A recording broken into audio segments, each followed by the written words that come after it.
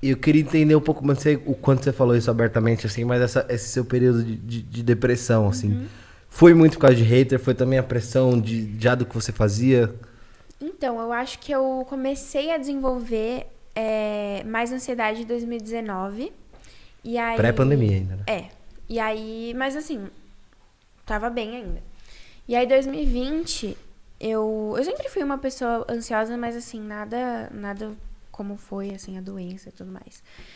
E aí, em 2020 aconteceu o cancelamento, foi quando eu derrubei, mas eu já tinha sinais, assim, eu não sabia, mas eu já tinha sinais e eu acho que a depressão, ela me ensinou muita coisa.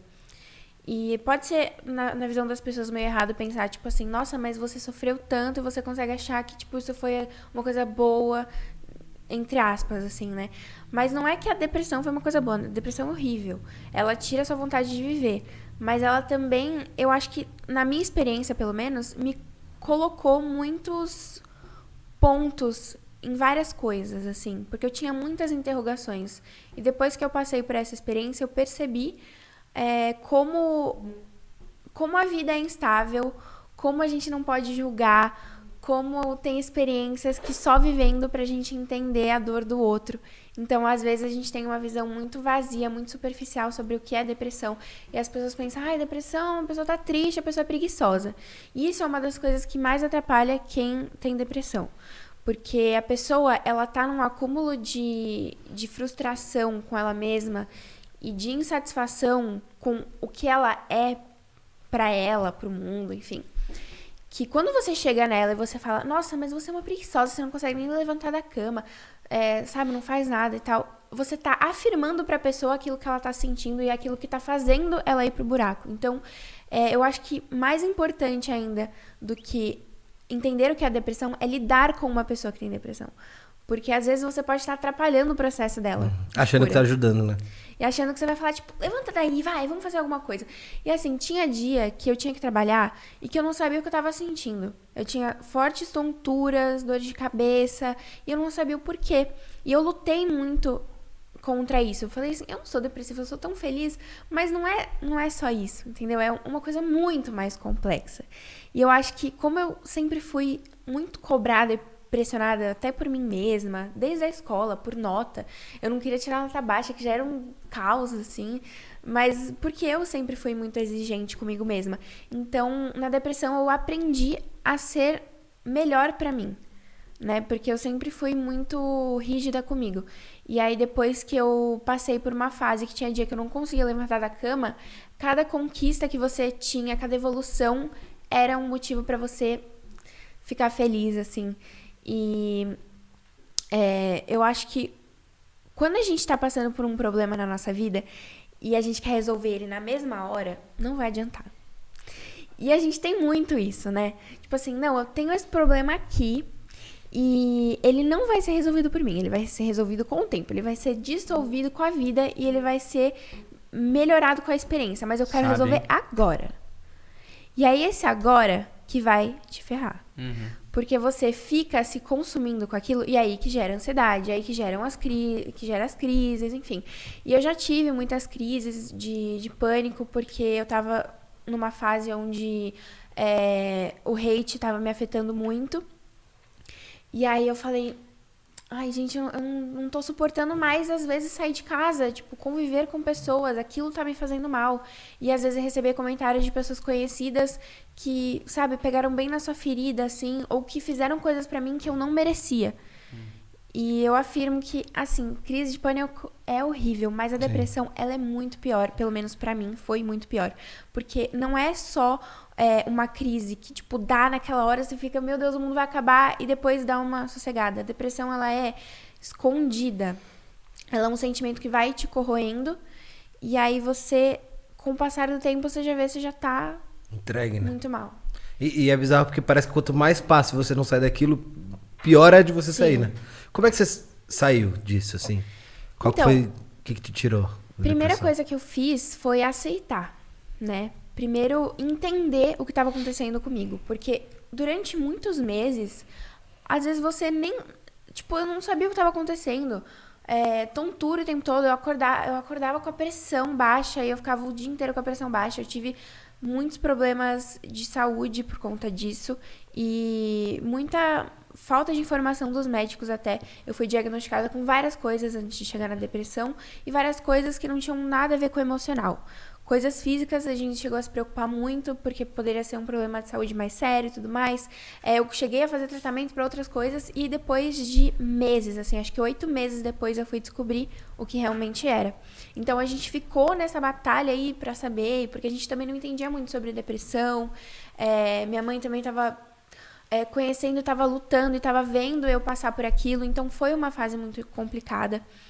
E aí eu fui num médico, um neuro, né? E ele me receitou um remédio. Então, assim, eu comecei a fazer tratamento e eu já diminuí a dose. E isso foi, com certeza, um avanço pra mim. Mas eu ainda tô tomando, ainda tô em tratamento. Só que desde que eu gravei o filme pra cá, eu percebi que aconteceu um estalo na minha vida. Porque quando eu recebi a oportunidade pra fazer o filme, eu pensei muito se eu ia aceitar fazer o teste. Porque, como eu falei, né? Eu já recusei propostas muito boas e que acho que jamais ninguém iria recusar. E eu falei, nossa, é um filme e eu já recebi proposta de filme, eu já recusei, o que eu faço, né? Eu tô no tratamento da minha depressão, eu ainda não me sinto pronta, mas eu quero muito dar esse passo. E eu tive muito apoio da equipe do filme, eles me ajudaram muito, eu tive uma preparação, e eu descobri um amor que eu não sabia que eu tinha, eu descobri uma vontade de fazer aquilo que eu não sabia que existia. Então, acho que a gente se permitir fazer as coisas, se permitir errar, se permitir aprender, conta muito.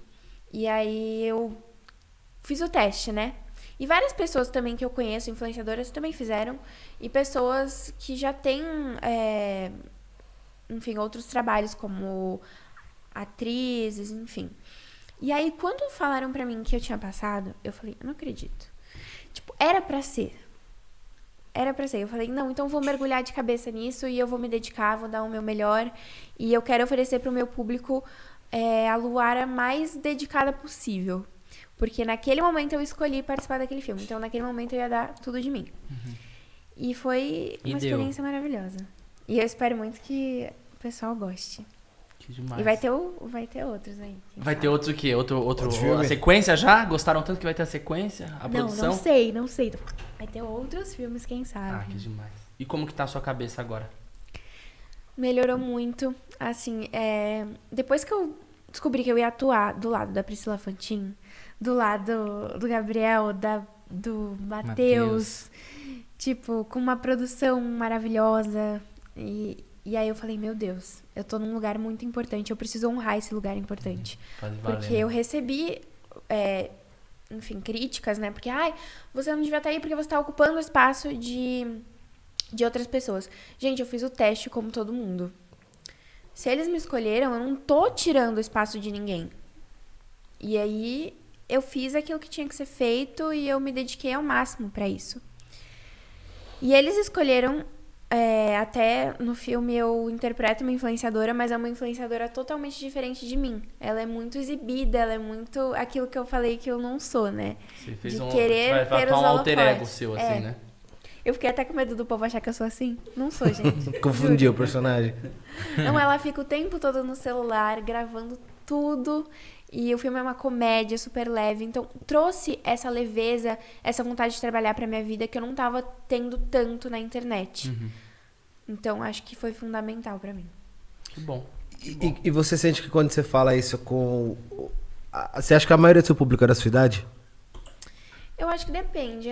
Mas é uma boa parte. Públicos, assim. Quando você fala disso, da depressão, você percebe muita identificação, assim, que é um problema que muita gente dessa idade tá reconhecendo? Eu não falo sobre isso. Você não fala?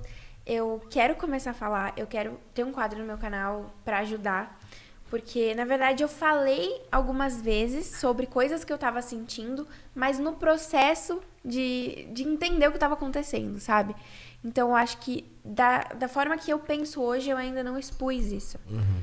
Então, por isso que eu também quis falar sobre esse assunto, pra entender se o público quer que eu fale mais sobre isso, porque eu percebo que isso é uma coisa que muitos adolescentes passam hoje em dia, muitas pessoas não entendem, então eu queria muito realmente ajudar. pessoas que não sabem como sair, que não sabem nem se tem. E a gente fica num ciclo ali que pode ser um processo muito mais rápido, pode ser um processo mais fácil. Muita gente acha que nem sabe, né? Acho que é um problema que você vai ter, sei lá, com 30, com 40, 50. Sim. Eu, depois que eu descobri crise de pânico e crise de ansiedade que eu já tive, eu comecei a voltar nos fatos assim que eu falei, pô, já tive isso muito lá atrás. Só que não tinha ninguém falando, sei lá, não tinha ninguém da minha idade, eu achava que era uma coisa de, tô estressado, tô triste, tô só não sei. isso. E depois você vai ver, existe também só isso, né? Só momento, nem tudo é depressão, nem tudo é ansiedade. Tem momento que você tá ansioso, momento de tristeza, Exato, a gente mas tem precisa problemas também mais dosar, graves. Porque às vezes normalizam demais Sim. isso e acabam tirando a credibilidade do que é a doença. Você né? pode ter períodos muito tristes que são só a tristeza. Mas é legal você falar isso, assim, porque acho que muita gente da sua idade vai se identificar e vai ter uma pessoa ali que não é tão, né, aquela coisa cabeça, tipo, médico falando e tal. Sim, é uma coisa, não é muito técnica. É tipo, eu não tenho conhecimento sobre, né?